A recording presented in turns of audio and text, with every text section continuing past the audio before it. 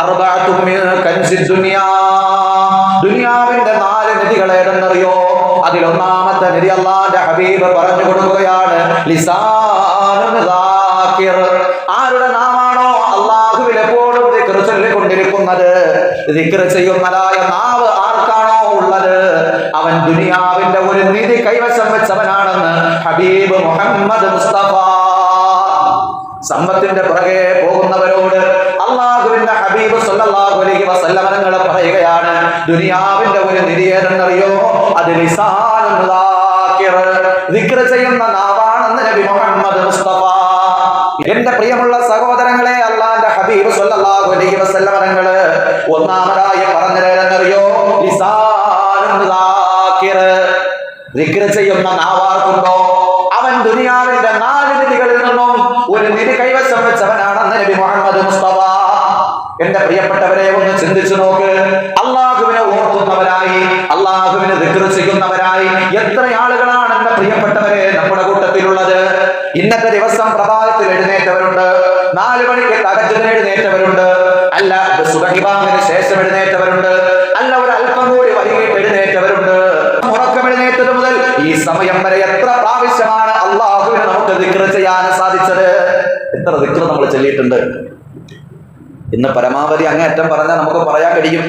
ഇന്നത്തെ സുബഹി നിസ്കാരത്തിന് പള്ളിയിൽ ജമാഅത്തിന് പങ്കെടുത്തവർ പറയും, അൽഹംദുലില്ലാ ഇന്നത്തെ സുബഹി നിസ്കാരത്തിന് ശേഷം ഒരു 33 സുബ്ഹാനല്ലാഹ് ചൊല്ലിയിട്ടുണ്ട്, 33 അൽഹംദുലില്ലാ ചൊല്ലിയിട്ടുണ്ട്, 33 അല്ലാഹു അക്ബർ ചൊല്ലിയിട്ടുണ്ടെന്ന് പറയാൻ സാധിക്കും.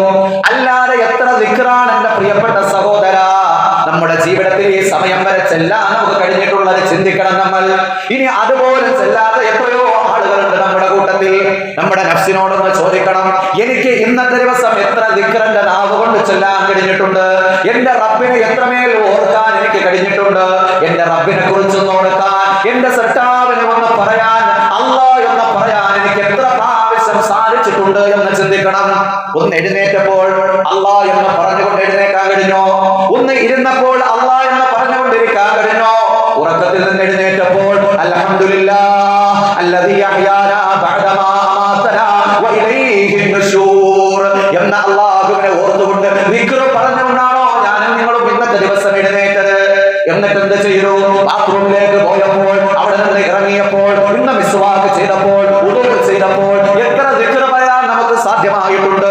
എത്ര സ്ഥലത്താണ് അല്ലാഹ് എന്ന് പറയാൻ നമുക്ക് സാധിച്ചിട്ടുള്ളത്?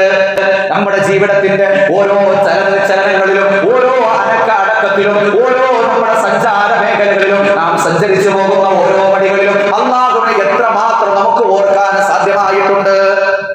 എത്ര പേരുടെ കയ്യിൽ അള്ളാഹുവിന്റെ റസൂൽ പറഞ്ഞ ഈ നിധി ഉണ്ടാവും? ചിന്തിക്കണ്ടേ നമ്മൾ? എന്നാൽ അവിടെ നിന്ന് പരിശുദ്ധരായ മുഹദ്ദിസുകളായ ഹദീസ് പണ്ഡിതന്മാരെ പഠിപ്പിക്കുകയാണ്, നിങ്ങൾക്ക് അല്ലാഹുവിനെ ഓർക്കാൻ സാധിക്കുന്നില്ലേ? എന്നാൽ നിങ്ങളോടൊപ്പം പിശാചുണ്ട് എന്ന് നിങ്ങൾ മനസ്സിലാക്കണം. കാരണം എന്തെന്നറിയോ?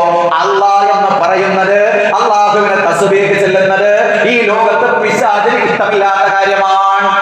ലോകത്തുള്ള സർവമാന വസ്തുക്കളും, സർവചരാചരങ്ങളും, ഇത് എന്റെ വകയല്ല, അള്ളാന്റെ ഖുർആൻ തന്നെ പറയുന്നുണ്ട്.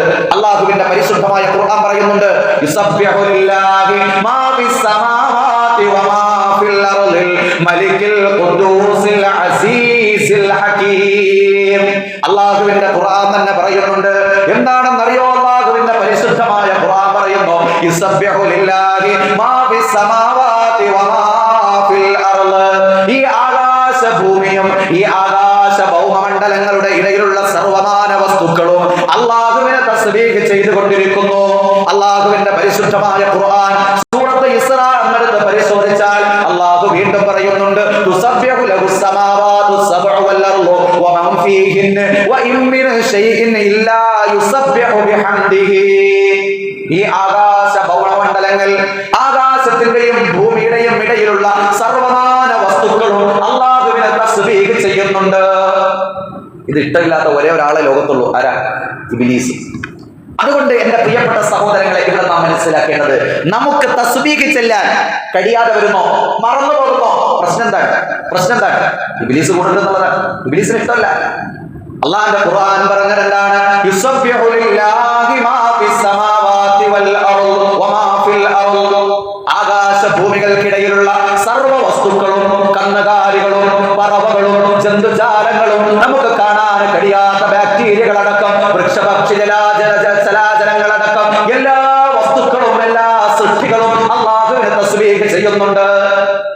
പിശാചിന് ആ തസ്ബീഹ് ഇഷ്ടമല്ല. അല്ലാഹ് എന്ന മനുഷ്യൻ പറയുന്നത് പിശാചിന് ഇഷ്ടമല്ല. എന്നാൽ എന്താണ് പ്രശ്നം എന്നറിയോ? തസ്ബീഹിലൂടെ മനുഷ്യന്റെ ഉന്നതമായ സോപാനങ്ങളിലേക്ക് ഉയർന്നു പോകുമത്രേ. മഹാനായ ശൈഖ് മുഹീദ്ദീൻ അബ്ദുൽ ഖാദിർ ജീലാനി ഖദ്ദസല്ലാഹു സിർറഹുൽ അസീസ് മഹാനവറുകളെ കുറിച്ച് ചർച്ച ചെയ്തു. ഈ ചർച്ചയിലൊക്കെ എന്തുകൊണ്ട് അബ്ദുൽ ഖാദിർ എന്ന് പറയുന്ന നമ്മളെ പോലെ മജ്ജയും മാംസവും ഉള്ള ഒരു മനുഷ്യൻ ഇത്രമേൽ ലോകം ചർച്ച ചെയ്യപ്പെടുന്ന ഒരു മഹാനായി മാറി? എന്തുകൊണ്ട് മാറി? ദിക്റിലൂടെ മാറി. അള്ളാഹുവിനെ ഓർക്കുന്നതിലൂടെ. ദിക്ർ ചെയ്യുന്ന നാവ് ആർക്കാണോ ഉള്ളത് അവൻ ഓട്ടോമാറ്റിക്കായി അള്ളാഹുവിലേക്ക് അടുത്തുകൊണ്ടിരിക്കും എന്ന് പറഞ്ഞ നബിയുനാ മുഹമ്മദ് മുസ്തഫ സല്ലല്ലാഹു അലൈഹി വസല്ലം. ദിക്റിലൂടെ നമുക്ക് അള്ളാഹുവിലേക്ക് അടുക്കാൻ കഴിയും.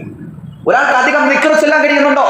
ഉറക്കത്തിൽ നിന്ന് എഴുന്നേൽക്കുമ്പോൾ ദിക്ർ പറഞ്ഞുകൊണ്ട് എഴുന്നേൽക്കാൻ കഴിയുന്നുണ്ടോ? ഓരോ ചലനത്തിലും നിശ്ചലനത്തിലും നിനക്ക് ദിക്ർ ചൊല്ലാൻ കഴിയുന്നുണ്ടോ? അള്ളാഹുവിനെ ഓർമ്മ വരുന്നുണ്ടോ? അല്ലാഹു അല്ലാഹു അല്ലാഹ് എന്ന് നിന്റെ നാവ് കൊണ്ട് ആവർത്തിച്ച് നിനക്ക് പറയാൻ കഴിയുന്നുണ്ടോ?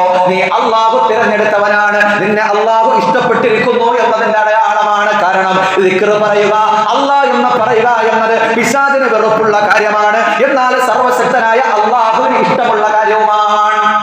അള്ളാഹ്ക്ക് ഇഷ്ടമുള്ള കാര്യം എന്താണ്? ദിക്ർ പറഞ്ഞുകൊണ്ടിരിക്കുക എന്നതാണ്. എപ്പോഴും ദിക്റിലായി അള്ളാഹുവിന്റെ സ്മരണയിലായി കഴിഞ്ഞുകൂടുക എന്നുള്ളത് അള്ളാഹ്ക്ക് ഇഷ്ടമുള്ള കാര്യമാണ്. മഹാനായ അലി ഇബ്നു അബീ ത്വാലിബ് റളിയല്ലാഹു തആല അൻഹു അള്ളാഹുവിന്റെ ഹബീബ് സല്ലല്ലാഹു അലൈഹി വസല്ലമ തങ്ങളുടെ അടുക്കലേക്ക് കടന്നു വന്നുകൊണ്ട് ചോദിക്കുന്നുണ്ട്, യാ റസൂലല്ലാഹ്, അല്ലയോ അള്ളാഹുവിന്റെ നബിയെ, മാ ഫഅലു തരീഖൻ ഇലല്ലാഹ്,